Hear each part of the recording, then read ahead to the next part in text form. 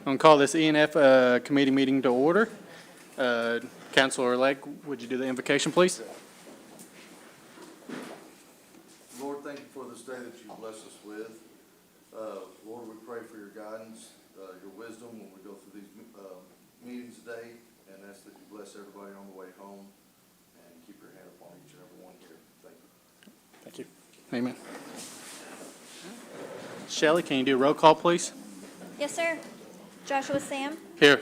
Kevin Easley. Here. Sasha Black Fox Qualls. Danny Callison. Here. Julia Coates. Here. Joe Deere. Mike Dobbins. Here. Lisa Hall. Here. Johnny Kidwell. Here. Daryl Legg. Here. Dora Petkowski. Here. Cody Poindexter. Mike Shambaugh. Melvina Shotpouch. E.O. Smith. Here. Condessa Teehee. Victoria Vasquez. We have a quorum. All right, thank you, Shelley. Has anyone had a chance to review the minutes from the prior meeting? Got a motion from Joe? Second. Got a second? All in favor? Aye.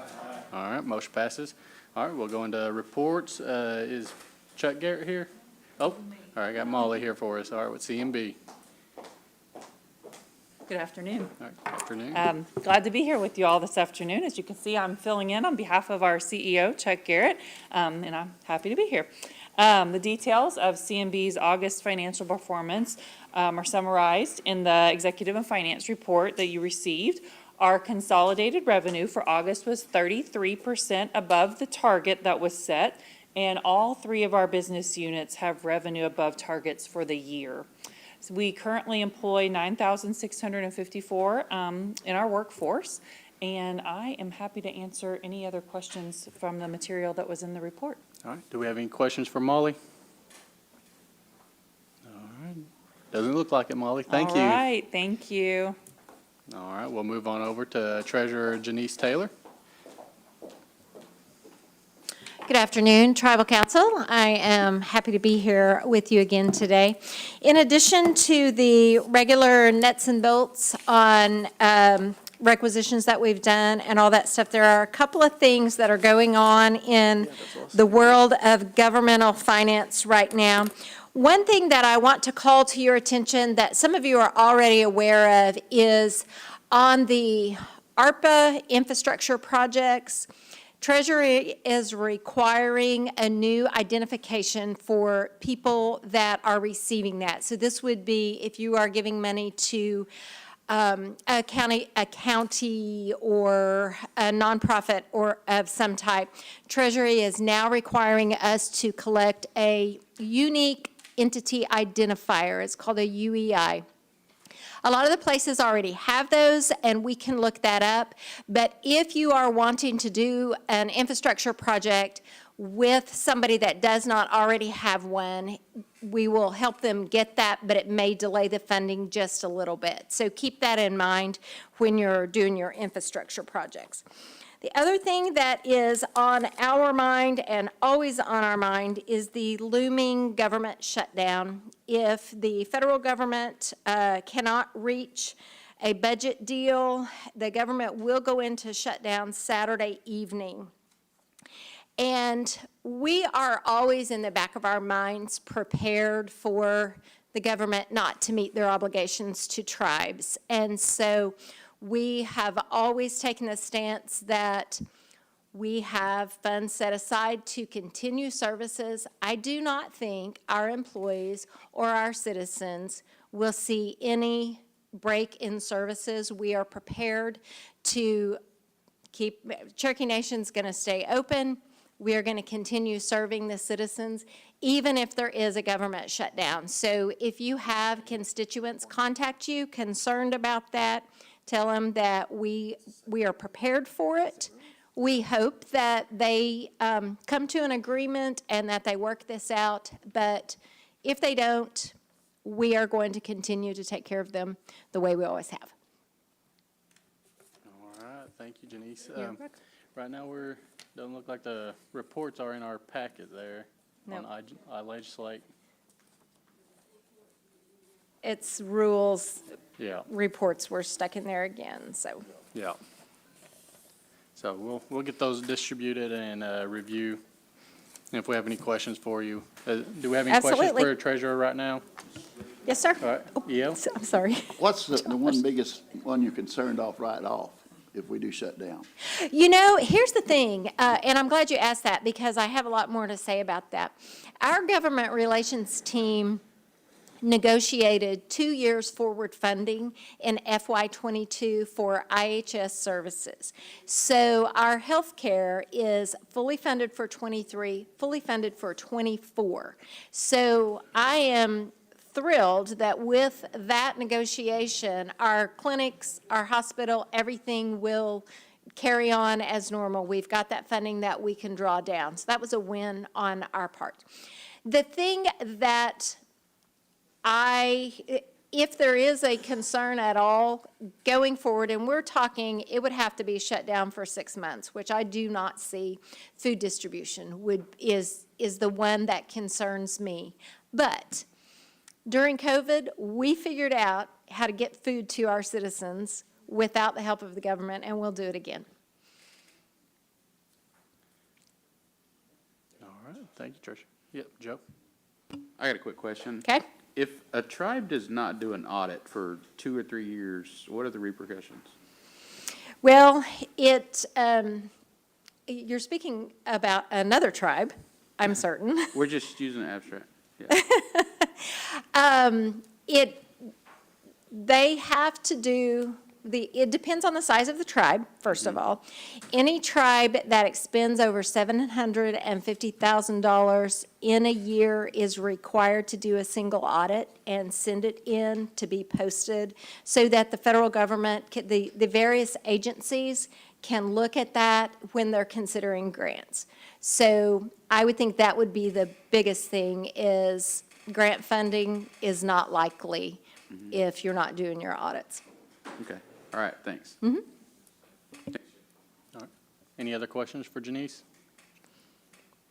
All right, doesn't look like we have any. Thank If you you. have any that come up before I see you again, call me anytime. All right, thank you. All right, we'll move on over to Career Services with Diane Kelly.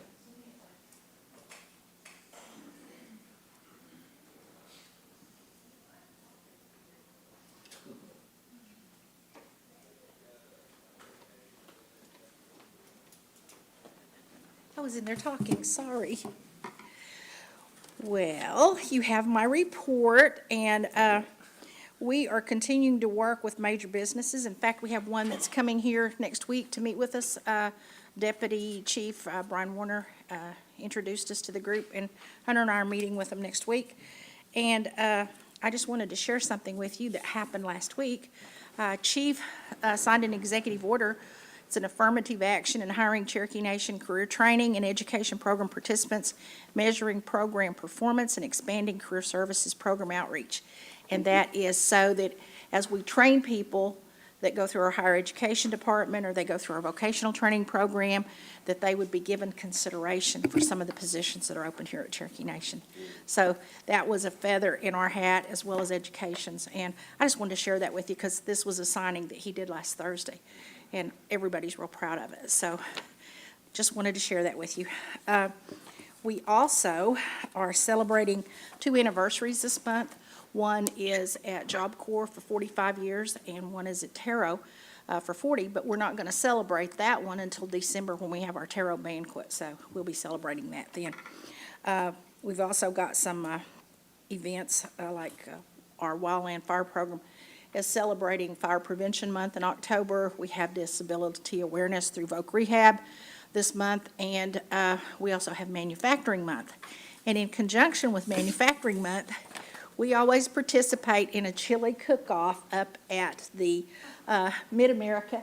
We started this back when Janice was a council member, and former chief said, if you can't go up there and win that, then just quit going. And I said, give me a couple of years to figure out what they're doing. Anyway, we've been bringing home the bacon. So this is Wednesday, October the 18th, and if you're in the area, come up there and eat chili with us.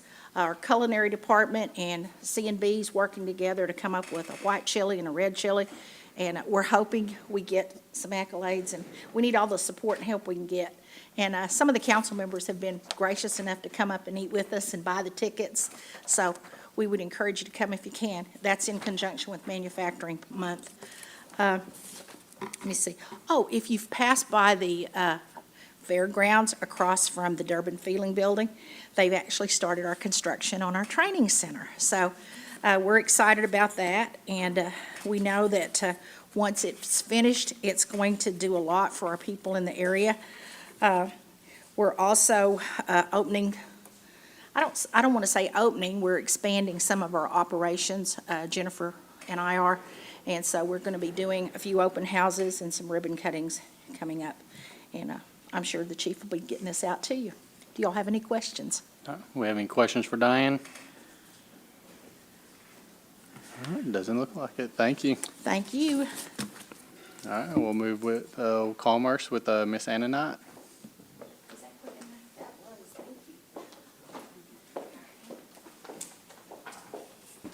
Good afternoon. You have a copy of my report, and I'm happy to answer any questions you might have about it. Let's see here. We just now got copies of your report, so. Oh, you did? Yes. Aw. Well, I'll tell you, it's amazing. No doubt there. Y'all do a great job. Initially, does anyone have any questions for Anna? Oh, Danny? I don't have a question, but I do want to thank you for every time that I call your office. I get outstanding service that you always answer, and you always reach out to the folks and tell them what they need to hear and how it is, and I appreciate that very much. That helps me a bunch in District 15. Thank you. Good. Well, that's what we're here for. All right, do we have any other questions for Anna? All right, it looks like we don't have any. Thank you. Thank you.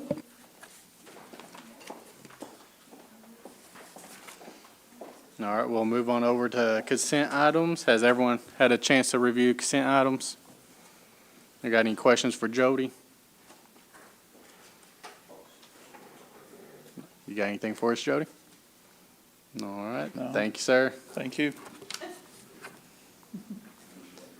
All right, old business, none pending. All right, we'll move into new business, which, let's see here.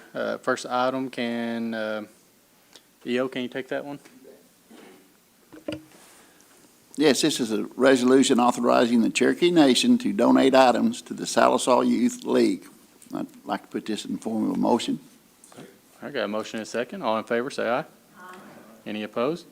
All right, motion passes. All right, we'll move on to number 2, and see, initially looking at the attachment, looks like it's the wrong one, but it looks like it's attached in item line 3. Yeah, they're flipped. So, all right, let's, Johnny Jack, can you take that second one for us?